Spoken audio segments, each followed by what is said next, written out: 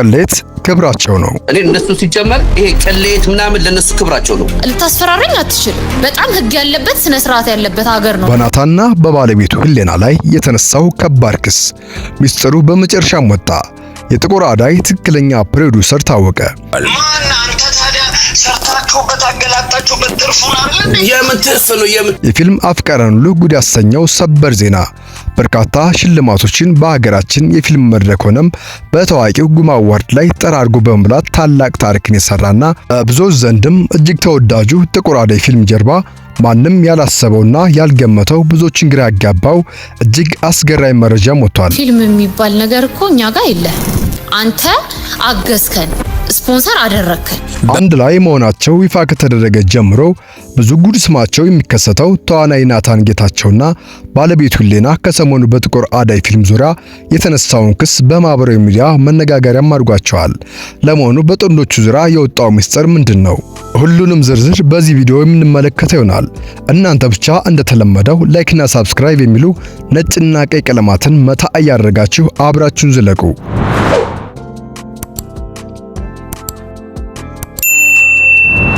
ጥቁር አዳይ ከዚህ ቀደም በስስትና አራዳንኩሽን በሚል ተወዳጅ ስራዎቹ በሰፊው የምናውቀው በታዋቂው ድምፃዊ አብነት አጎናፍር ታናሽ ወንድም በፍጹም ካሳሁን የተጻፈም ሲሆን እስካሁን ድረስም የጥቁር አዳይ ፊልም ዋና ፕሮዲውሰር እንደሆነች በሚዲያው በሰፊው ሲነገርላት የነበረችው የተዋናይ ናታን ጌታቸው ባለቤት ህሊና ደረጀ ነበረች። አሁን ላይ ግን በልዩ ሚዲያ በኩል የወጣው ምስጢር እውነተኛና ትክክለኛ ፕሮዲውሰሩ በእንግሊዝ ለንደን የሚኖረው አቶ መሳፍንት የሺጥላ መሆኑም ታውቋል። የፊልሙ እውነተኛና ዋና ፕሮዲውሰሩ አቶ መሳፍንት የሺጥላ በአሁኑ ሰዓትም የሚገኘው እንግሊዝ ሀገር ለንደን ሆኖ በልዩ ሚዲያ እንደገለጸው ከዋና ተዋናይ ናታን ጌታቸው ጋር በጣም የቀረበ ወዳጅነት እንደነበራቸውና ሁለቱም መጀመሪያ የተገናኙት በሌላ ዶክመንታሪ ፕሮጀክት እንደነበርም የተናገረም ሲሆን ቅርርባቸውም አድርጎ አብሮ ፊልም ለመስራት እስከ መስማማትም እንደደረሱና ለዚህ ፊልም ብቻ ለማስመረቂያ ወጪም 1.5 ሚሊዮን ብር በላይ ማውጣቱም ተናግሯል። አቶ መስፍን ጨምሮም ለፊልሙ የሚያስፈልጉ መሳሪያዎችም ሲያሟሉ እንደነበርም ፊልሙ በኔትፍሊክስ እና በአማዞን እንዲታይ ታልሞ ለተሳታፊዎች ሁሉ ለስኬት ሲልም ከስር እየተከታተለ ያቅሙን እንደሞከረም ተናግሯል። ፊልሙ በሚሰራበት ጊዜ በጣም ብዙ ገንዘብ በየጊዜው እንደላከና ከናታን ጋር ቤተሰብ ነን ብሎም ስላመነ ምንም አይነቱን እንዳልያዘም ተናግሯል። ናታንና ህሊና የፍቅር ግንኙነታቸው የጀመረው ፊልሙ መሰራት ከጀመረ በኋላ ቢሆንም ግንኙነታቸው ይፋ ከወጣ በኋላ ፕሮዲውሰር አቶ መሳፍንት ሚዲያ ላይ መቅረብ እንደማይፈልግም ይናገራል። ስለነበረም በማላቸው በመጣ ሐሳብ ህሊና የፊልሙ ፕሮዲውሰር እንደሆነች ይወራ በመባሉ በዋና ፕሮዲውሰሩ አቶ መሳፍንትም ፍቅራቸውን ያጠነክረዋል ብሎ ስላሰብ መስማማቱንም ገልጿል። ታዲያ በስምምነታቸው መሰረት ፊልሙ ሲያስተዋውቁ የተሰራው ፊልም ዋና ፕሮዲውሰር ህሊና እንደሆነች ቢወራም ለምስጋና አቶ መሳፍንት እንዴት ስሙ አልተነሳም። ህሊናም ይህንን ፊልም ለመስራት የሚያስፈልገውን ገንዘብ ከየት አገኘች ተብላ በሳይፍ ሾው ላይ ለቀረበላት ጥያቄም ስትመልስም የሷ እናትና የቅርብ ጓደኛዋ እናት ገንዘቡን እንደሰጧትም ተናግራለች። ህሊናም እንደገለጸችው የፊልሙ ምረቃ ወጪዎች ብቻ 6.7 ሚሊዮን የፈጀም ሲሆን የተሰራው በዓለም አቀፍ የኔትፍሊክስ ስታንዳርድ እንደሆነም ተናግራም ነበር። በመጨረሻም ህሊና ፊልሙን ለመስራት በነበረው የገንዘብ እጥረት ወቅትም ቤት አስይዘው ብር እስከ መስጠትም መስዋዕትነት የከፈሉት ወይዘሮ በቀለች ሰርጸ የተባሉ ባለውለታቸውን በሳይፍ ሾው ላይ በጥልቀት ማመስገኗና ምንም ያህል ፊልሙን ቢተማመኑበት ነው ቤት አስይዘው ተበድረው ብር የሰጧት የሚል ነገርም መነጋገር ሆኖ እንደነበርም ይታወሳል። ህሊና አክላም ይህንን ከፍተኛ ጥራት የተሰራውን ፊልም ይዘው በተለያዩ የዓለም ሀገራት ማለትም በእስራኤል፣ በስዊድን፣ በአሜሪካና በጣሊያን ሀገር ላይ ትልቅ የፊልም ማሳያ ቱር እንደሚያደርጉም እቅዳቸውን ይፋም አድርጋም ነበር። ታዲያ ብዙ ተደክሞበትና ተለፍቶበት የነበረው ፊልም እንደተጠበቀው ስኬትን አላስመዘገበም። አቶ መስፍን እንደተናገሩት ለፊልሙ ስኬት ሲል ናታንና ህሊናን በክሪግ ሀገር ፊልሙን ይዘው ቱር እንዲያደርጉና እንዲያስተዋውቁም በዛም እጮኛም ስለነበሩ ጫጉላቸውን እንዲያሳልፉም አቅደው የተንቀሳቀሰ የነበረም ሲሆን ናታን ግን በኔትፍሊክስና በአማዞን ፊልሙን ለማሳየት ድርድር ላይ የነበረው ዋና ፕሮዲውሰሩ አቶ መስፍን ሳያማክሩ ፊልሙን ሽጠውት ፊልሙ በዩቲዩብ ላይም ተለቋል። ፊልሙን ለትልቅ ስኬት አስበው ከ3 ዓመት በላይ ለለፋበት የነበረው ፕሮዲውሰር ፊልሙን ሳይነግሩት ስለሸጡት በመናደዱ በተደጋጋሚ ሊያናገራቸው ሲሞክርም መላሻቸው እነሱ ጋር ፊልም የሚባል ነገር እንደሌለና ዝም ብሎ ስፖንሰር እንዳደርጋቸው እንደሆነ እንጂ ምንም ጥቅም ሳያካፍሉት እንደማይችሉ ከፈለገም አማዞን ላይ ያለውን ትርፍ መውሰድ እንደሚችልም ነግረውታል።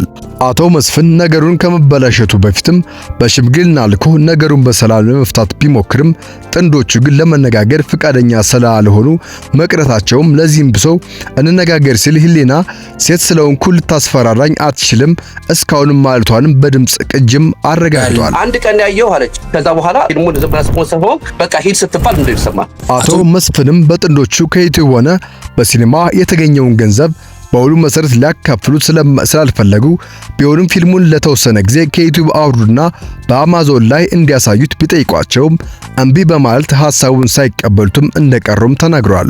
አቶ መስፍንም ይህ ሁሉ በሚሊዮን የሚቆጠር ብር ያፈሰሰበት ፊልም ለምርቃት ስነ ስርዓት ብቻ ሸራተን ሆቴል ላይ በተጨማሪ 1.4 ሚሊዮን ብር በላይ ወጪ እንዳወጣባትም ነገር ግን ያገኘው ምላሽ ክህደት እንደነበረም መሆኑንም ገልጿል።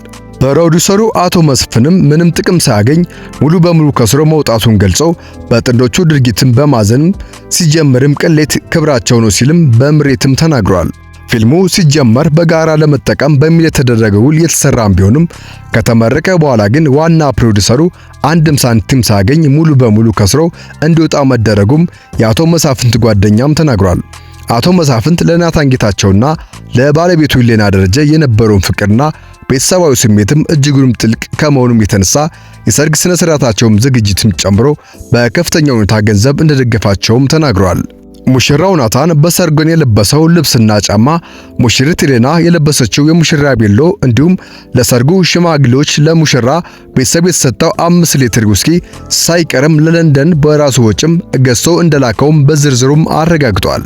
ፕሮዲውሰር መሳፍንት ይህንን ሁሉ ሚስጥር በልዩ ሚዲያ ያወጣውና የደረሰበትን ክህደት የተናገረው ፊልሙ ከተመረቀና ለእይታ ከበቃ ከ2 ዓመት ቆይታም በኋላ ነው። መሳፍንት ይህንን ሁሉ ዓመታት ታግሶ የቆየው በኋላ አሁን ላይ ሚስጥሩን ለማውጣት የወሰነው ነገሮችን በሽምግልና ሊፈቱ ባለመቻላቸውና የጥንዶቹ ድርጊትም ከቀን ወደ ቀን የሚበልጥ እየከፋ በመምጣቱም እንደሆነም ተናግሯል። አቶ መሳፍንት ከዚህ መጭበርበርም እንደተማረው ምንም ያክል የቅርብ ሰው ቢሆንም የጥበብ ሰዎችን ሲሰሩ ሕጋዊ ውሎችም አስፈላጊ መሆናቸውንም ተናግሯል። በሌላ በኩል ደግሞ የጥቁር አደይ ፊልም ዋና ተዋናይ የሆነችው ድምፃዊ ኤደን አይሸሹ ሰይፉ ፈንታውን ላይ በነበራት ቃለ መጠይቅ ላይም አይተዋት ዋና ገጸ ባህሪዋን ሆና መስራት እንዳለባትም ወስነው ካስት እንዳደረጓትና ከዚህ በፊትም ፊልም ሰርታ እንደማታውቅም ምንም ልምድ እንደሌላትም ተናግራም ነበር። ኤደን አይሸሹም ከጥቂት ወራት በፊትም የመጀመሪያ ፊልሟን ስትሰራ ቅሬታ እንደነበረባት የተናገረችም ሲሆን ኤደን ስለ ፊልም ስትናገር ፊልም አብሯት ከሰራቻቸው ሰዎች ጋር በነበራት ግጭትም ታማ እጅግ ተጎድታ እንደነበርና ከጠበቀችው ጥሩ ነገርም እንዳላገኘችም ተናግራለች። ተዋናይቷ በደረሰባት ክህደት ምክንያትም ስሜቷ እጅጉን በመጎዳትና በገንዘብ ጭምር ከፍተኛ ኪሳራ እንደደረሰባትና ተንደድራ ስጧን መገፋቷን በምሬትም ተናግራለች።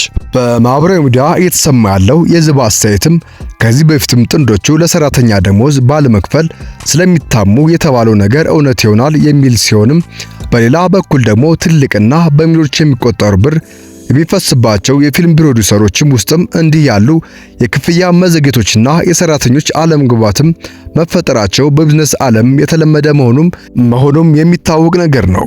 የወጡ ወሬዎችም ሙሉ ለሙሉ ስማቸውን ለማጥፋትና ስኬታቸውን ለማንቋሸሽ መሆኑም ተብሎም የተዘጋጀ ፕሮፓጋንዳ ነው እየተባለም የሚከራከሩ ወገኖችም በአንድ በኩል አሉ።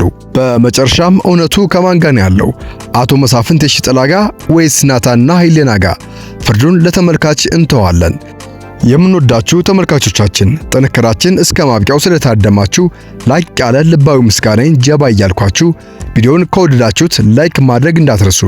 እንደዚህ ያሉ ወቅታዊና ትኩስ መረጃዎች በፍጥነት እንዲደርሷችሁ ደግሞ ሐሜት ፕላስ ዩቲዩብ ቻናልን ሰብስክራይብ ማድረግ ቤተሰብ እንድትሆኑ እየጋበዝኳችሁ በቀጣይ የተሻለ ቪዲዮ እስከምንገናኝ በያላችሁበት ቸር ቆዩ።